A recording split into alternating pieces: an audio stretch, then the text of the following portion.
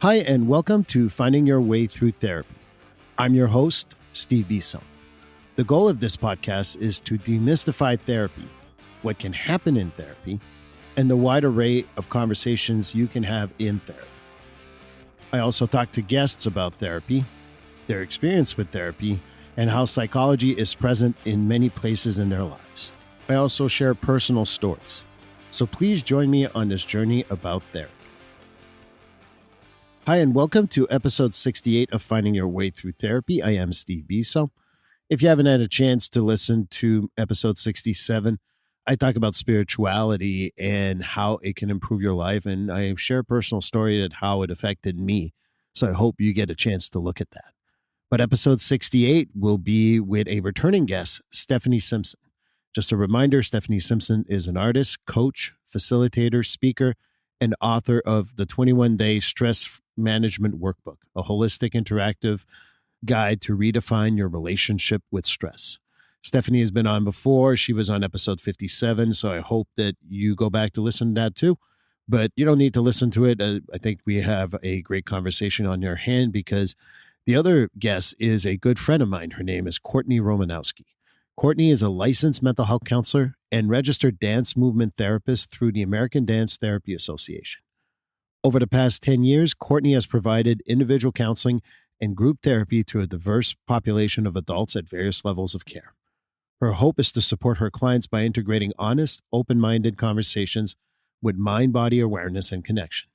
She graduated with her master's at Lesley University in 2014 and served as the president of the New England chapter of American Dance Therapy Association from 2019 to 2021.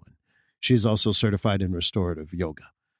I'm really looking forward to this conversation because I have known Courtney for a long time. In fact, she's in my office, but we never get to talk, which I don't know if that'll come up. But she is friends with Stephanie also, which I think is going to make for a dynamic interview. So here's the interview.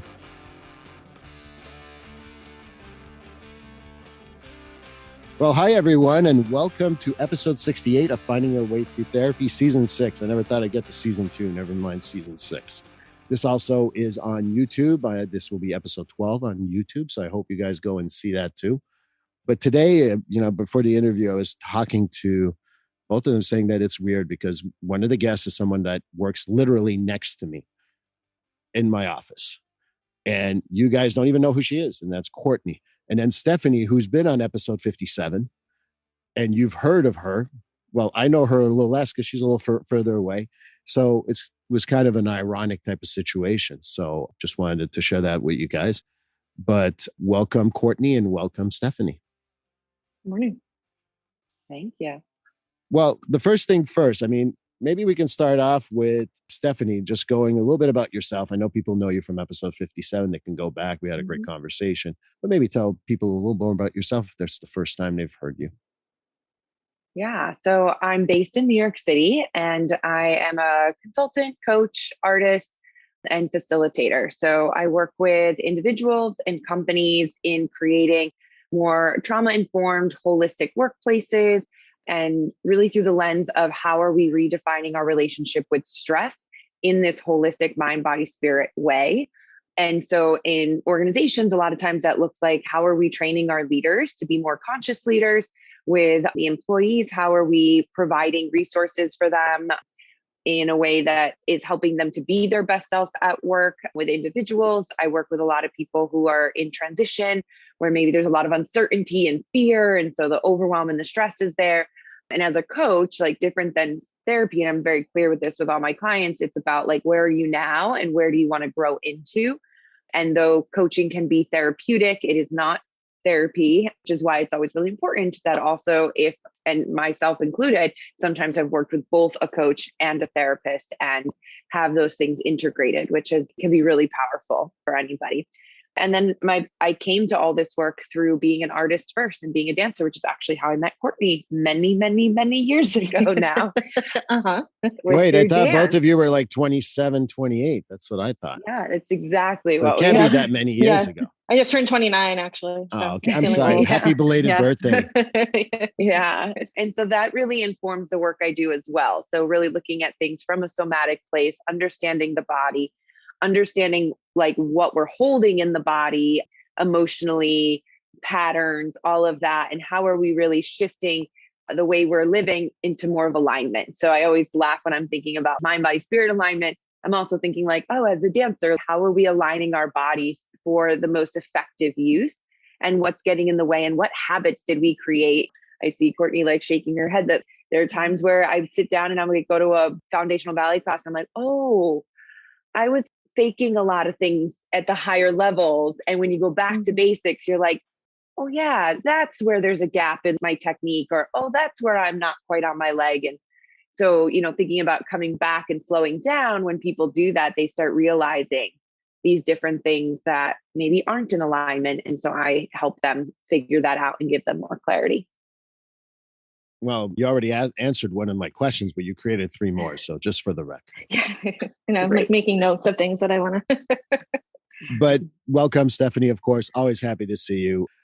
And Courtney, since I never see you, despite you being right next to me, how about you introduce yourself? It's incredible, isn't it? Sure. My name's Courtney. I am in Framingham, Mass, right outside of Boston. Grew up here. Never really left the state, which is fine. I never thought I'd be back living in Framingham, but here I am, and I'm loving it. I am a licensed mental health counselor and a registered dance movement therapist, which I will definitely be sharing more about. Let's see, what else should I tell you about myself? I guess my approach, Stephanie, I really appreciated you sharing more about your approach. And when I meet with a prospective client, and even throughout my relationship with my current clients, I like to remind them that I'm a human first and a therapist further down the line. And though maybe I sit in a therapist chair and went to school for it, and my hope is to help them with certain therapeutic things. Like I said, I'm a human first, and I just like to bring that to them, that we can be humans together. The kindness, Steve, you talk about humor all of the time. Humor, just acknowledging that nobody is expecting superiority or perfection, but just to be able to be together. And Stephanie, you talked about going to ballet class, the fundamentals. And I love that because, and I'll talk more about this a little bit later, but I always come back to with each client, like, your breath, start with your breath and go from there. I mean, that's number one.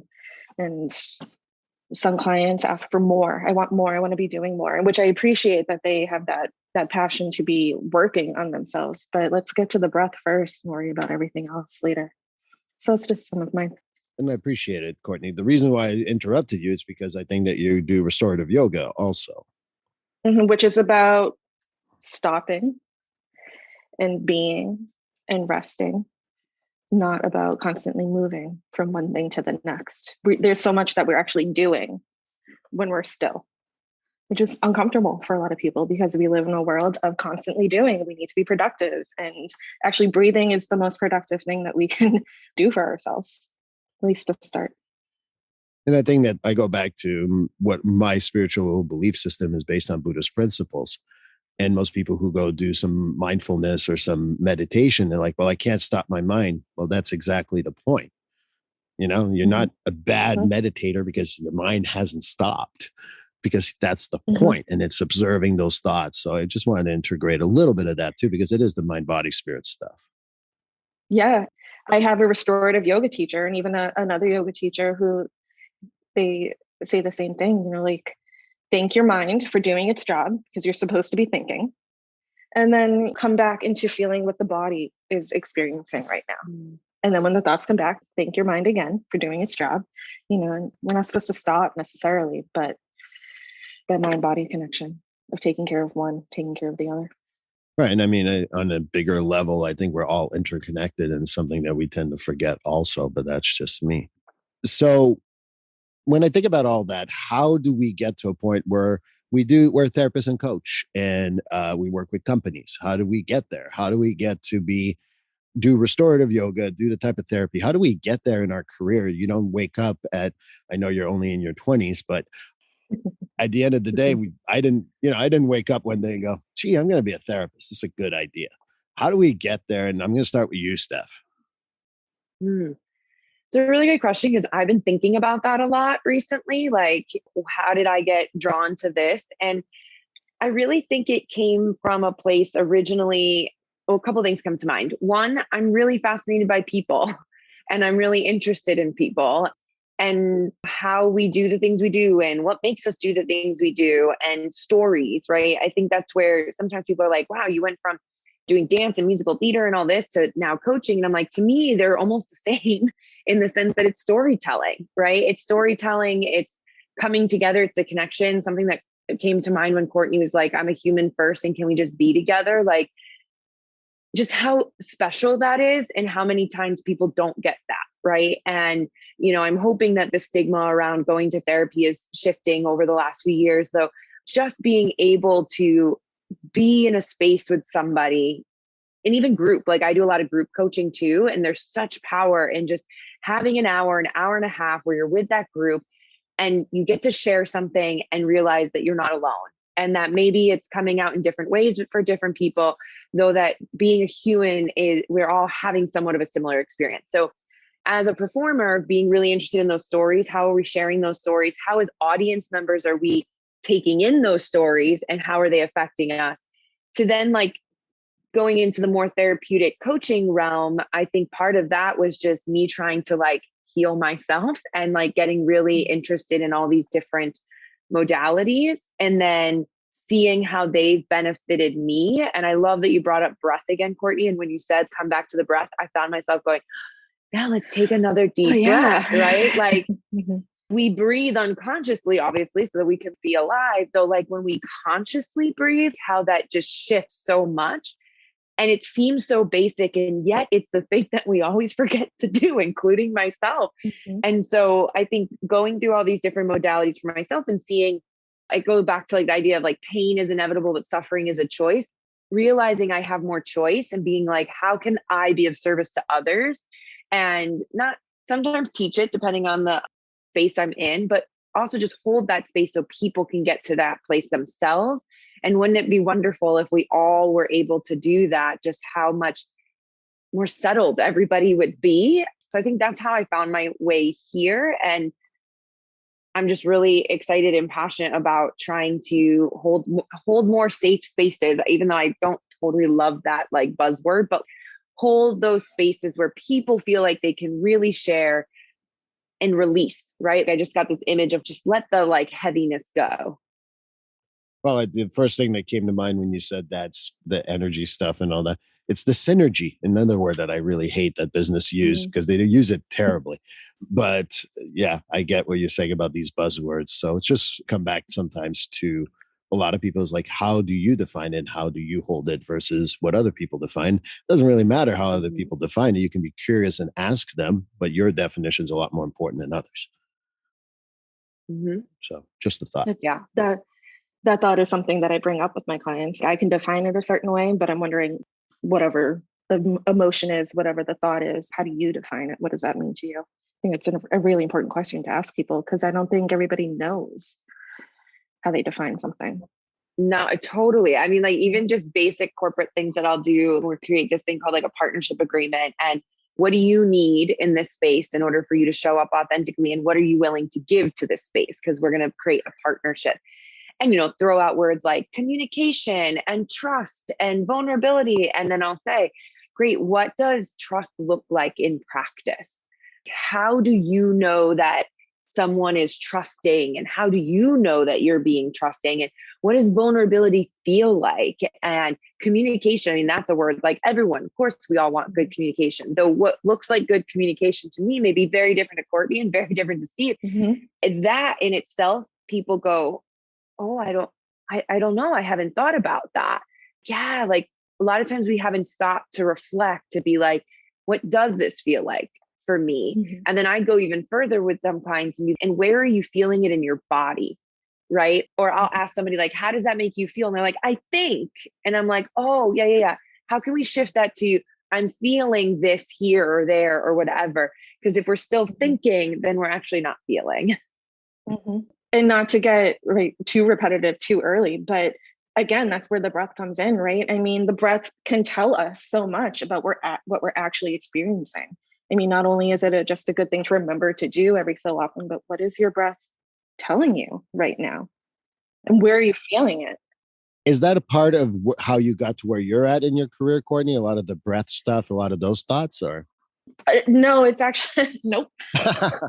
The, the breath stuff is actually has come from more of a personal place and a need that I've realized for myself the past few years. And I just have really zoned in on it.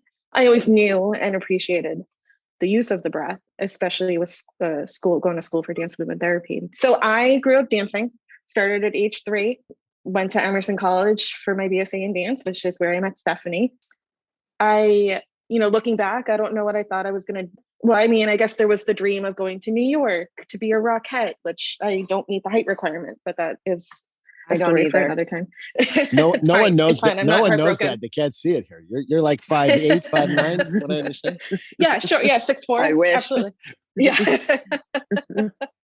And I think there was like, I want to work for Disney, of course, as a little kid and be like a dancer in the parade, or I want to be a New Kids on the Block backup dancer.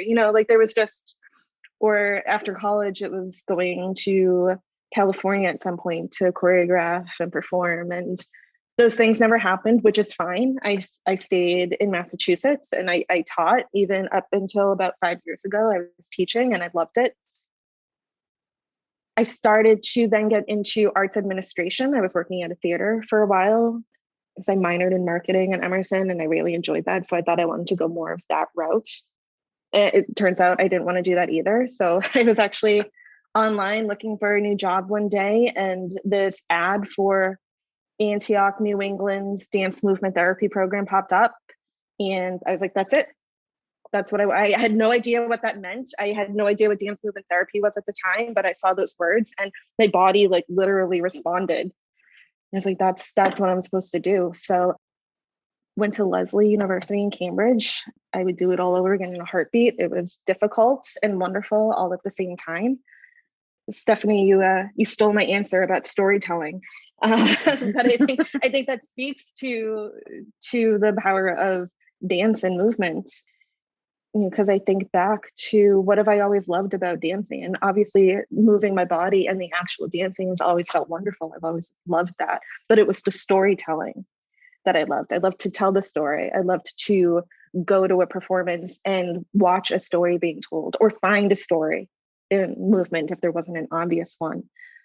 And I realized with dance movement therapy, what I get to do is give people space to tell their story, whether they know it or not. Our bodies know our stories. They know every single moment, every single thing that we have ever experienced and have gone through. My hope is that I can just help give people that space to explore their story, tell their story, feel heard. I know I can't guarantee that, but that's my hope, that people feel like they can tell their story and be well within their story, whatever it means. I really want to jump to something because that storytelling has become a theme here. And what I know that we've talked about this before. I think me and you, Stephanie, we did talk about that informally. Obviously, me and Courtney are friends. We've talked about this, but sometimes it's the narrative that we create, right? I love storytelling myself. I'm not as much in dance. I watch professional wrestling and people laugh about that. But I said, if you really pay attention, there's a storytelling there that's really fantastic. You don't need to like wrestling, but I do. But I think it's the narrative that sometimes you get from storytelling of other people. How does the narrative kind of impact how people feel about themselves, feel their integrity with others, and so on and so forth? And how's that connected to like the mind body spirit connection? Whoever wants to go first. I mean, I'll jump in and say, when I did my MFA in dance, my thesis, I was really interested in like why myself wasn't performing to my highest ability in auditions or on stage. And then I was seeing it with other people, right? And I realized, I'm not alone, because for the story in my head was like, what's wrong with you that like you could do this in rehearsal, but you can't do it on stage or in an audition. And then started to see other people doing it and be like, oh, I'm not alone. This is a thing, right? And so I was really looking at how fear gets in the way and the mind-body connection of what we're telling ourselves. How does that show up in the body and in our actions?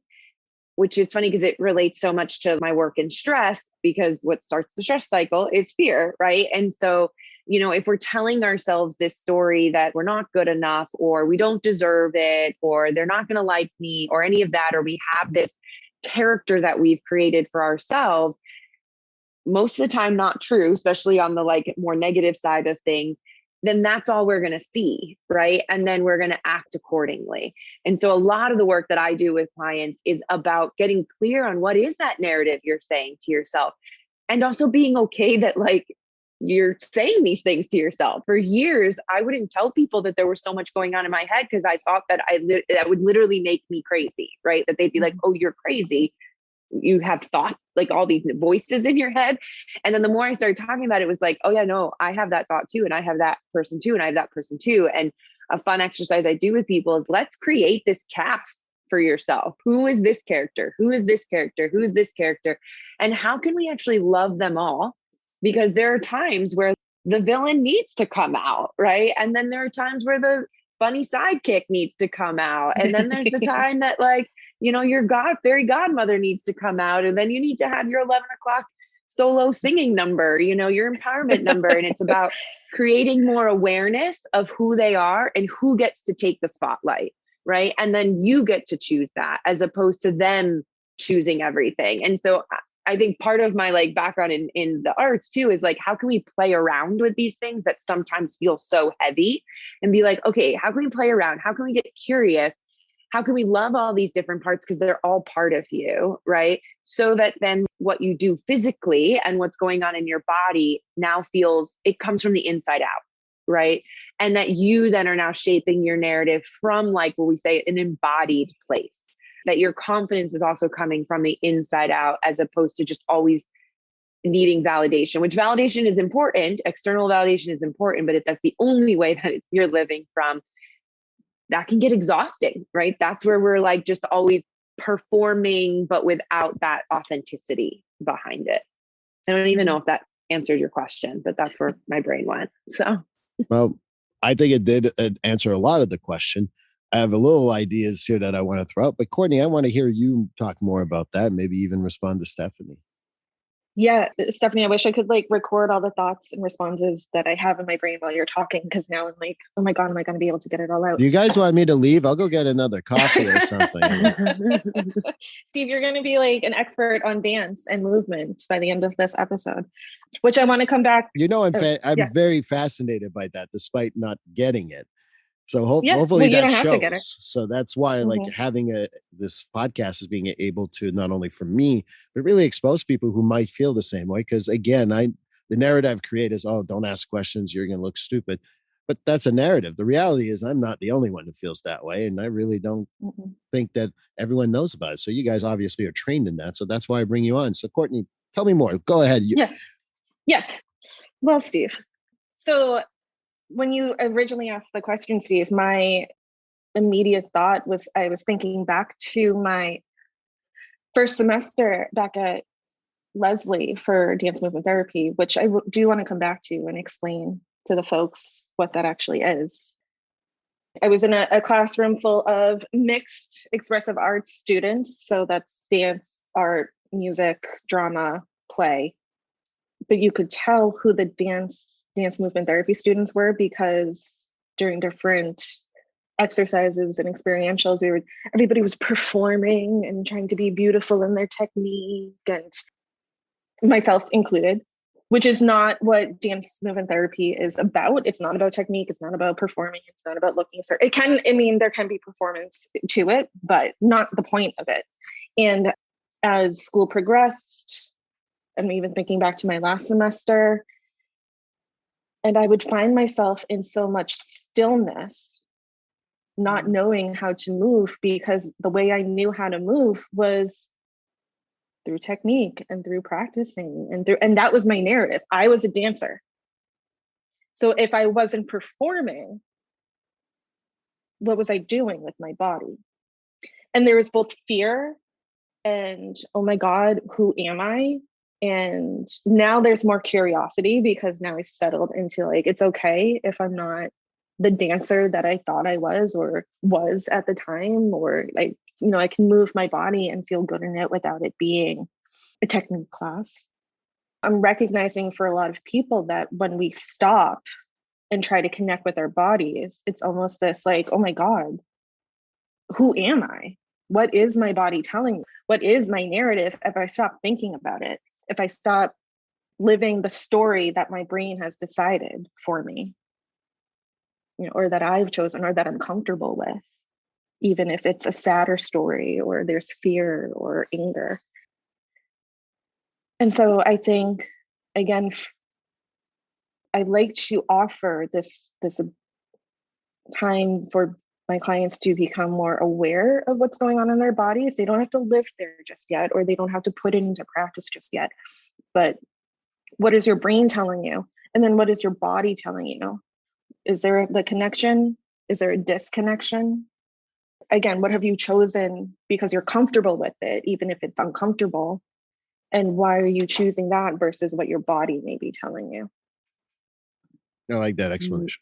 There's so many things in there, Courtney, that I was just like, yes. I was just thinking of too, when it's, one of the things I think is so great about dance. Well, first of all, I believe everyone's a dancer. It's like the first thing we do is like we move as babies, right? And we Let me stop you for this. right now. I'm going to stop you right now. I'm going to challenge that notion. What if I said to you, no, I'm not a dancer? You guys are, obviously, but not me. What would you say to me? I would say, how are you defining dance? Like, what does dance actually I'm not in therapy here, just for the record. Tell us, Steve, why don't you dance? Because I come up with that or come up against that a lot, especially when I was teaching dance full time. Was like my sixth graders, like day one, and they were coming into a dance class where I was not going to teach them any choreography. It was fully improvisational play through the elements of dance. And I would say, and what really warmed my heart after many years was some of these students would come in, I'd be like, what is dance? And they'd be like, it's expressing yourself through movement. And I was like, yes, this is exactly what it is. Right. And even dancers, I mean, I work with a lot of dancers where they're not in a good place because they've been told what good dance is. Right. And they're not good enough. Right. Like their leg isn't high enough. They're not turning enough. They're not skinny enough. They're not tall enough. Whatever it is, they're never enough. Right. When really the essence of dance is how are you telling your story? How are you communicating through movement in your body? And what I love that you said, Courtney, and I was like, oh, that's so true. Getting to a place of stillness, seeing someone on stage hold a stillness is one of the most powerful things that you can see when it's done like embodied, right? And the same goes in real life. Because performances, even though my life, I want it to be real life all the time. But as you were talking, I was thinking, Courtney, about how even growing up as dancers, we're told what to do a lot of times, unless you were fortunate at different times. And thank God I was. When I started 11, I started doing more like modern dance and improv, where like then you had agency to make your own choices. But that was terrifying. It's terrifying for someone to say, okay, I'm going to put a music on and you just you do what you want to do. And you're like, wait, what? Like, what? You're not going to give me an 8 count? Like, what's going on? Yeah. Right. And how many people have that experience in other ways that they don't realize, right? You get out of college and you have some freedoms in college, but you got to take classes. There's a certain amount of credits you have to have, and you got to do this, you got to do that. Right. And then you get out of college and it's like, all right, go do what you want to do. And people are like, what? I've been being told in one way or another what to do my entire life. And then it's like, well, I guess I'm going to go on to this track because that's what my parents did, or that's what society tells me to do. And then you just keep doing these things that other people are telling you to do. Though if you do actually stop and breathe and stay silent and still, at first, I think it is really overwhelming because it's like, oh crap, I've got to make this decision. Though once you become more comfortable with that and figure out your own narrative, it then goes, oh yes, I get to make this own decision, like my own decision. And when that shift happens, and I think it continuously happens, it's so powerful. Yeah, it's being able to build that trust within our own bodies. That no, we do know in our bodies what to do next. But we're not taught how to do that.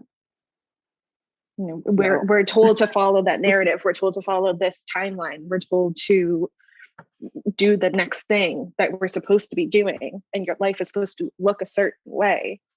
And the reason why I want to ask you a quick question, because for some of us, we don't know what that means. What's an 8 count? Oh, it's like, so most pop music is counted in like 4, 4, or 8. And so it's like, we're going to give you depending on, I don't want, I'm going really in depth here, but like 8 different moves that you would do in a sequence and be like, okay, I'm teaching you this. Like your arm's going to go 1, 2, 3, 4, which is the beginning of chorus line, actually. Da, da, da, da, da. And so you're being taught what to do at a specific time, right? And so you're just taking that and putting it into your own body, as opposed to being like, here, go, like, here's a concept, move with that concept. And it's like, wait, well, how do I do that? And then what's great about it, when it's really freeing, is that there is no right and there is no wrong. Right. And that's why I wanted to kind of like, I think I knew what that meant. But I figured that some people might not know, and it might be important for them, because an 8 count can be a lot more dictatorship like versus doing what you want. So I just want to clarify that. Mm-hmm. Mm-hmm. Yeah. Again, it can be the narrative that you're told, the choreography that you're taught, or it can be 8 counts of doing whatever you want to do, what feels good, what comes out. See, I'm starting to get it. You are? I'm getting ready to make a dancer out of you yet, Steve. Eventually, I just need to get the office next to mine. But what's funny is, like, when you said you liked wrestling, I mean, there's so much choreography in that. Like there has to be. Right. So I think you are, deep down, you're going to let your inner dancer out one of these days. I coach soccer. That's where I do my dancing. But maybe, Courtney, you were saying you want to get back a little bit to this. When you talk about dance movement therapy and Leslie and your experience in that, what you wanted to get back to that. So I want to hear more about that, because I don't know. I've never been to Leslie. I know where it is. I know a lot of people who went there, but I don't know anything about this. Yeah. So I actually, because I wanted to be clear with what the definition, quote unquote, of dance movement therapy is. So again, here's an example of what we're told it is. And then I'll share a little bit more about how I've shared a little bit already, but a little bit more of how I think about it and embody it for myself. So again, I'm a registered dance movement therapist with the American Dance Therapy Association. The ADTA, American Dance Therapy Association, defines dance movement therapy as the psychotherapeutic use of movement to promote emotional, social, cognitive, and physical integration of the individual for the purpose of improving health and well-being. That's a mouthful. So what does that mean? Yeah, it is a mouthful. And that's been moved through since I first became a dance movement therapist. And again, probably makes more sense to those of us who are practicing. But again, and Stephanie, you noted this, movement is really the first thing that we do as human beings. It's our first language. Our heart beats, that's movement. We take a breath, that's movement. As infants, we reach for our loved ones, or just through the space, we roll. There's that developmental aspect of movement. And so that's really being that first language that we have to express ourselves. And I'm thinking too, Stephanie, something else you said, there's different types of movement. It's not just expressive, which is so important, but it's also developmental. There's functional, and there's another word that I'm forgetting right now, but there's so many different ways that we actually move our body, but we can come back to that later. The mind, body, spirit connection that you were talking about earlier, Steve, like what we've been talking about this entire time, how our body really tells us so much if we can connect it with who we are spiritually, who we are in our minds, and how we relate to one another.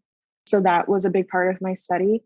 And then I use a lot of dance movement therapy as an assessment tool, more so than as an intervention tool. I do use it with breath and body awareness, restorative yoga, in a way that we can do restorative yoga and then process therapeutically afterwards, either what has come up or what is experienced. But for me to be able to pay attention and notice how somebody's holding their body, how they're moving, are they keeping themselves close and in, versus if they're out and about with their gesturing. What does that say about how they connect with themselves, with others? And then I use it a lot actually with myself when I'm sitting with a client. What am I noticing in my body as I'm noticing my client and how they're moving, how they're sitting, what they're talking about. And then to be able to share my experience with them in so many words and see what they connect with, if anything. There's that being aware of countertransference. Am I projecting onto them my experience of what they're talking about? Or is there something there that I'm feeling that maybe they haven't let themselves recognize in their bodies just yet? We go with that. I do want to say, it's funny, when I first introduce myself to someone and say that I'm a registered dance movement therapist, I do tell them that we will apply dance movement therapy if it feels like it would be beneficial. If you're interested, doesn't mean we're going to be doing ballet or preparing to audition for a tap company, but because there's that dance part that people get a little bit nervous about if they don't identify as a dancer.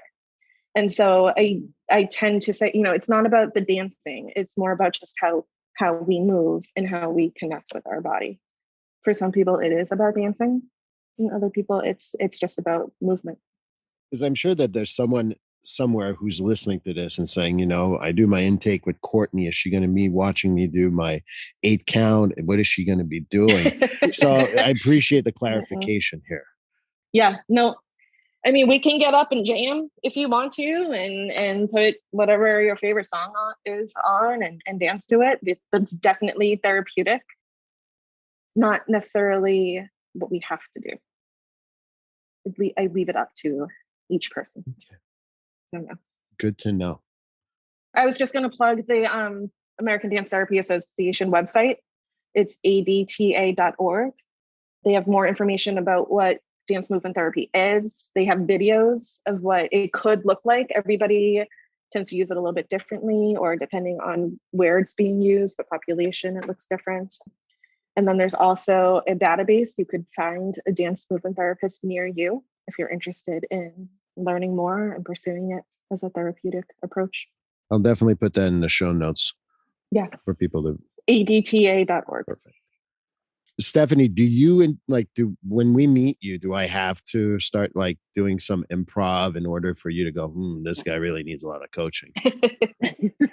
Yes, that's how I start every session off with a new client.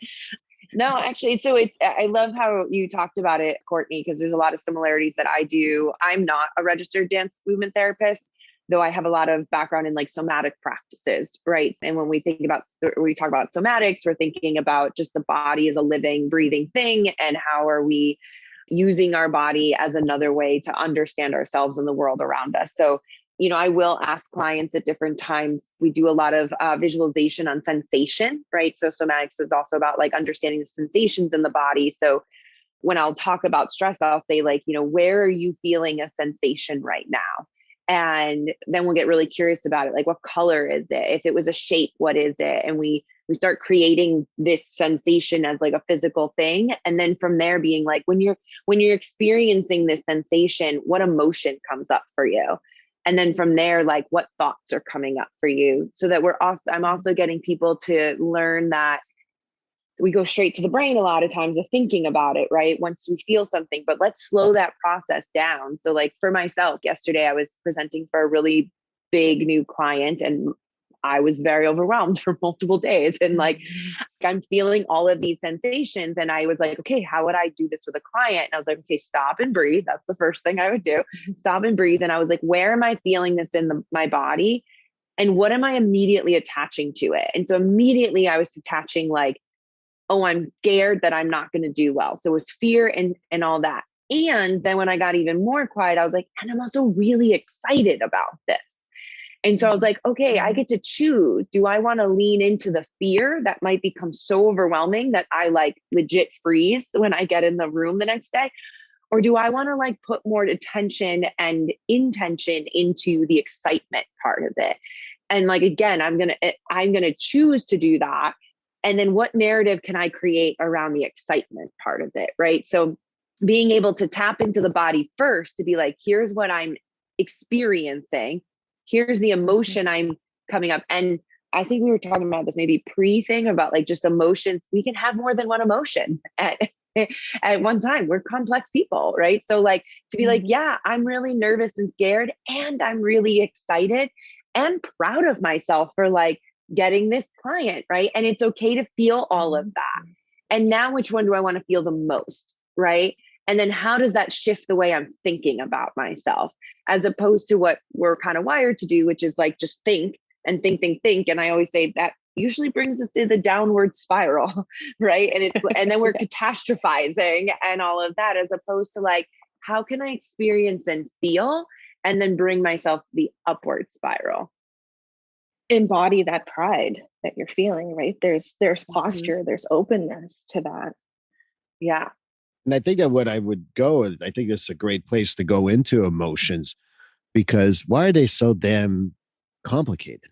I mean, at the end of the day, one of the things that I've started doing recently is I'm an emotional management coach. And what I explain to people is that what we default to is the emotions that are most comfortable for us. If, for example, sorry to be gender stereotyping, but I'm going there. For males, anger is a lot more accessible than fear. And for some women, sadness is a lot more accessible than fear again. Fear is one of those common ones that people run away from.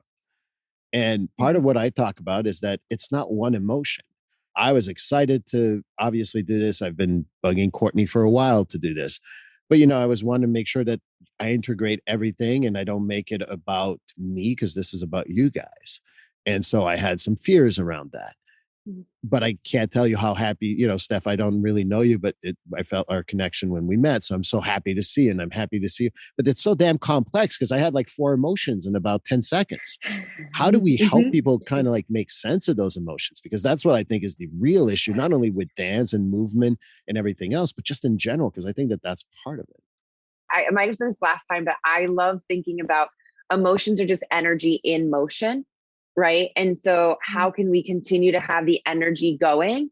And how can we acknowledge all of what we're feeling? And sometimes I'll say like, okay, like this is where the movement comes in. I'll be like, great, let's shake it out, or like if you had to like create a shape for that emotion, what would that be? And what would this be? And what would this be? And which one feels, I don't even want to use the word free, because sometimes we don't need to feel free. Sometimes we want to feel like cocooned and like safe and taken care of. And it's like, great, what does that feel like? How can you do that? And like, what would you do with your body in that way? So I just want to say that, but Courtney, go for it. Yeah, no. I think for me, in my practice, there's that education piece first of all the different emotions that are out there, right? Like you said, Steve, we tend to go for the ones that we're comfortable with. And I think not only are we comfortable experiencing, but that we know of. I hear the same ones over and over again, and no judgment, because I name them too, but I'm sad, I'm scared, I'm angry, I'm tired, both tired. But and I don't hear the more specifics of, okay, but what is that? What's the other emotion? What's the deeper emotion that's involved in that? And then for me, it's exploring, so when have you felt that way before? What's your history? What's your narrative of that emotion in your life?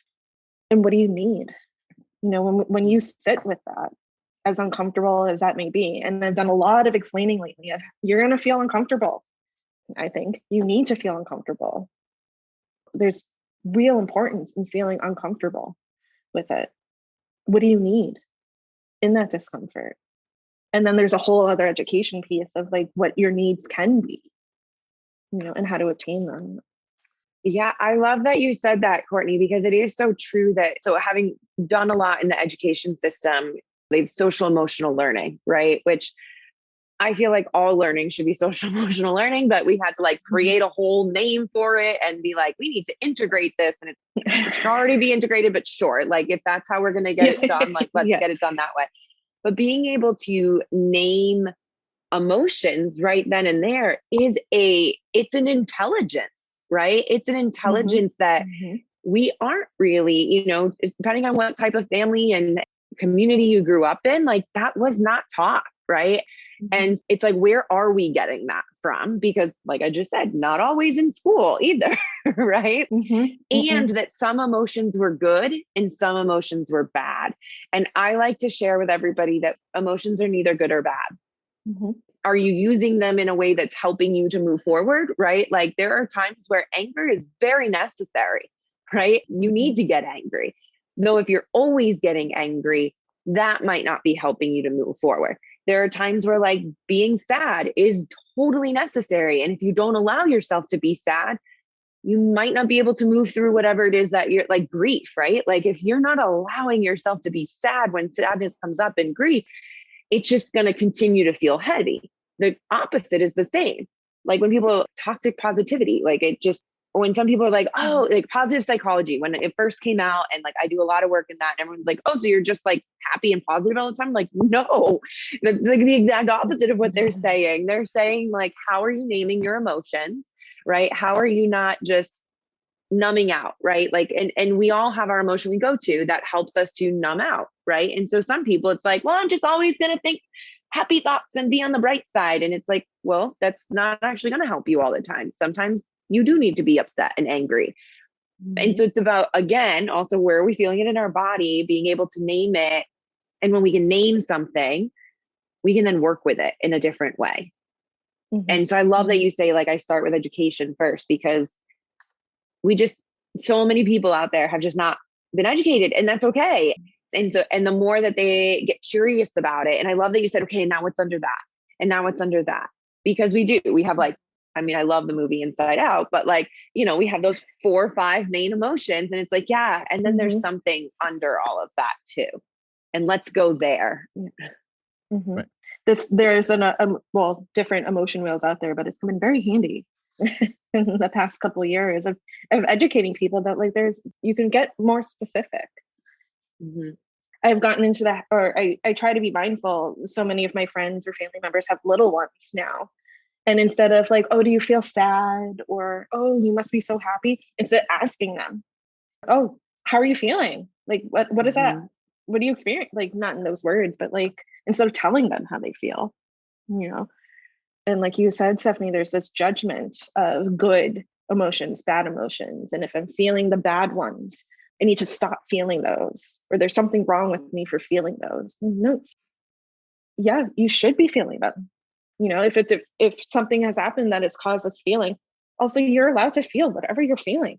There's no right or wrong, but to actually sit with them, sit with the feelings, and then express them in a healthy way and cope with them in a healthy way, or feed them, or just take care of ourselves in a healthy way. Again, it's those parts we're not taught. It's just be happy, be okay, and everything else is wrong.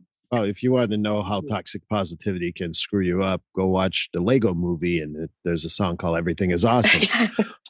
Yes. For me, that's what I tell people, like, oh, you don't believe in toxic positivity? I'll send you a video. And I think that one of the things that I would also give a lot of credit to both of you, and I'm happy that you put that on the table, is that whole education piece. As therapists, we're supposed to do interventions and this and that. Well, to me, I don't care if any insurance companies are listening, you need to educate your clients as to what it is. I did anger management when I worked at it was my first groups that I ran when I got my license, and it was about anger management. And my first question is, what's anger? And and most people had a negative view of anger. And I'm like, anger is not good or bad. I mean, you need anger here and there. It's what you do with that anger that's going to be key. And how often are you going to tap it in because you're afraid of using other emotions? So I think that there's a lot of truth of the education we have to do in order to get people there. And the other thing that I really want to get back to is, I think we talked about it last time, me and Steph, but I want your opinion too, Courtney, is that, and I think we did this prior to recording, how do we get people to start thinking about human being versus human doing? Because I think that sometimes our emotions are attached to what we accomplish instead of who we are. Whoever wants to go first.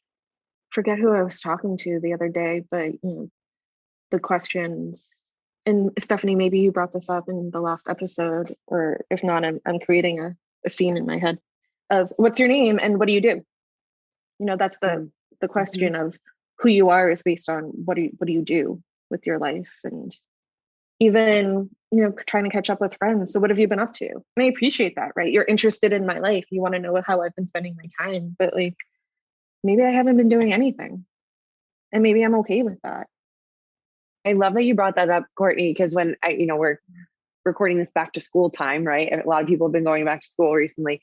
And one of the things that I always gave me a lot of anxiety as a teacher going back to school was the question that you were going to get from every single person you saw. Oh my gosh, how are you? How was your summer? Where did you go? What did you do? And it was like, well, I didn't go anywhere. I stayed in my apartment, blah, blah, blah. And then it's like, oh, and it's like, well, now you're making an assumption that like, I wasn't happy doing that.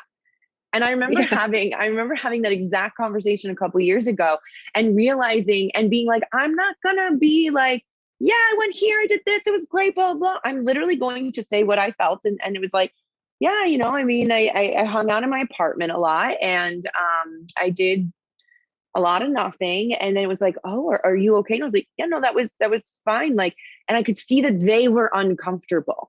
Right. And so, going back, Steve, when you're saying human beings and human doings, it's almost like, how am I going to say this? It's coming out like just word vomit right now, but we are so uncomfortable being a human ourselves that sometimes it's that because of that, it's then hard to be a human with somebody else. Right. And like, I almost feel like we're designed as humans to caretake all the time because we're uncomfortable. And I very much can visualize the person I was having this conversation with, and she got really uncomfortable because it was, oh, wait, I wasn't expecting someone to turn around and not just list off all the places they went and to say like, oh, the summer was great and fantastic. And it was, oh crap, we actually have to have a real I right now. I'm not prepared for this. Right. And it came a little experiment for myself because I was like, oh, this is the reaction I'm getting from everybody. And part of that is, I think, also not being comfortable ourselves with being like, well, I didn't do anything. And is that okay? Because then there's that kind of self-shame, right? Like and then I have to say something that seems cool and good, which is a lot of pressure for us to have to do all over and over and over again, which leads to the burnout that everyone is feeling in one way or another. So I don't know if any of that made sense. I also just want to say, Steve, that I love that phrase of human beings, not human doings. And I almost in every workshop I've done since our first conversation, I say, one of my therapist friends always says, and I use it and I credit you for it. And every time I say it, everybody in the room goes, huh? Yeah. And it gives them a little pause, which I think is beautiful and wonderful. I think you need to make t-shirts. They're in production right now as we speak. I just made a phone call. But do appreciate that. But it's not mine. I got it from somewhere else. And I think that I go back to a friend of mine who says there's only really 3 original ideas in the world, and we just recycle them differently. Yeah. But as we approach already an hour, that's how fast this goes. Yeah. First of all, I'm going to have you guys back again, because I think that I wrote like there's 1, 2, 3. There's like 7 questions I started off with. 3 of them I haven't touched. And then I got 4 more questions that I created on the side. So we're going to have to do this again. But I just want to talk about a couple of things that touch base on. I like the wheel of emotion to explain to people how, and if you've never seen it, I can maybe link it in the podcast notes. But ultimately, that's how I expand the emotional tree for people, because, we go to basic emotions and that's okay. And those are the ones from inside out. But for me, it's so much more expansive, because you said tired, not really. Well, no, tired is a part of an emotion. And, the fact is, yesterday, my youngest daughter was sick and I was up with her most of the night. And then I had to go coach soccer, see clients, run around, get them to I was tired. And people are like, oh, that's your body. Well, that's also how I felt. And if you say to yourself, you're tired, it does affect you. So it's not one of those core emotions. So I wanted to go there. I talk about movement too in a different way. And I think that Gestalt therapy is probably one of those things that I never thought that I would talk about in therapy or on this podcast. But Gestalt is a lot about movement and a lot of the stuff that you got to do. So I think that there's so much more to value from this not loved enough technique of of therapy. And finally, you talked about getting into the deeper emotion. When you talk to friends, whether you've been through, I'm from Montreal, live here now, and people are like, how was it living in Montreal? Similar. And people expect like some expanded answer. And I'm like, it's kind of the same. I've spoken French, not in English. I don't know. Mm-hmm. Mm-hmm. And I think that that's what I remind people is that where we are today or wherever we are has nothing to do like where you've been or where you're going to go, or where your vacation's going to be. And are you going to retire Hawaii or Australia or Massachusetts or New York? It has to do with who you are today. And I think that bringing back again a little bit of the mind, body, spirit connection, I go back to Buddhist principles. I only have this moment. Something can happen tomorrow. Something can happen next month, next year, whatever the case may be. All I have is today. And I only have Steph and Courtney in front of me and living those moments instead of trying to live the future or the past. So just wanted to throw a couple of those things. I don't know if you had any feedback on that. My immediate thought was, and again, I feel like I'm just repeating myself over and over again, but like we can't breathe for the future. We can't breathe for the past. Our breath is right now. It's the most present thing that we can do. So like, how great to have that available to us to really bring us right here to what matters, what we can do. Yeah. And I'll just add to that. That's why the body is so important too, right? Our body can't go into the future and our body can't go to the past. It's right here. So, when people talk about grounding and centering, I'm like, your breath helps you to get centered. Your body helps you to get grounded and be here in this moment. And if you are here in this moment, that's all we can. That's the being. That's the being. Mm-hmm. You helped me remember this point that I wanted to bring up, that stillness doesn't have to necessarily mean actually sitting still, right? But it's the rest from whatever productivity we've been trying to do, right? So if going for a walk is your stillness, then embrace that and embody that. If sitting on the couch for an hour is what you need to do to be still, then do that. It's not about being still, but it's about being present. Stillness of the mind is as important as stillness of the body. Mm-hmm. Mm-hmm. Well, yeah. Courtney, since you're the newer member so far, how do people reach you? How do people find you? Yes, so I have a website, newdirectiontherapy.com. I also have an email with all of the letters of my name, Courtney Romanowski, LMHC @gmail.com. I'm on Instagram as well. So many letters to my name at Courtney _Romanowski _LMHC _RDMT. I'm sure Steve will link all of it 100%. So that nobody has to figure out how to spell it all. But yeah, I'm on the gram, I'm on the website, and I'm on email. And people can use your newsletter also, right? They can get into that. Yes. Yep. On my website, I have a link to my newsletter. I send out a monthly newsletter with local resources, a way to take a moment for yourself, and just any updates or events or news that I have to share with everybody. So you can read it, you can sign up for it on my website. And it's a good way to stay in touch. Thank you. And Stephanie, how do we reach you? I also have a website. It's Stephanie-Simpson.com. And then I'm on LinkedIn, Instagram, and Facebook at Stephanie Simpson Coaching. This all one word, I believe, on all three of those platforms. I'll link those too. So much simpler than mine. And I do know that it is, because I've been on your website, and I'm not saying this to be nice to both of you, but I do read your newsletter, Courtney. That's why I thought it was so important to put that in. And Stephanie, I've been to your website. There's a ton of great information there. I'm not just saying that because you're here. You know me enough, Courtney, that I don't really lie about stuff. So just wanted to make sure. And yes, I hope you're okay with me reinviting you sometime in season 7. Yeah. Please. Also, congrats on all those seasons. That's an accomplishment right there. Well, the coaching. Yeah, thank you. And it's a cheat. It's just like Dancing of the Stars season 27, but they've only been around 15 years. It's just like seasons like spring, summer. So, but it looks good though, doesn't it? But thank you very much, guys, and we'll definitely talk next season. Awesome. Thank you. Well, that concludes episode 68 of Finding Your Way Through Therapy. Thank you, Courtney. Thank you, Stephanie. Just a great conversation. I love talking about breath, our narrative, our storytelling, and I can't wait to have another conversation with you guys. But episode 69 will be on another chapter in my book called Being Real, and I hope that you join me then. Please like, subscribe, or follow this podcast on your favorite platform. A glowing review is always helpful. And as a reminder, this podcast is for information, educational, and entertainment purposes. If you are struggling with a mental health or substance abuse issue, please reach out to a professional counselor or therapist for consultation.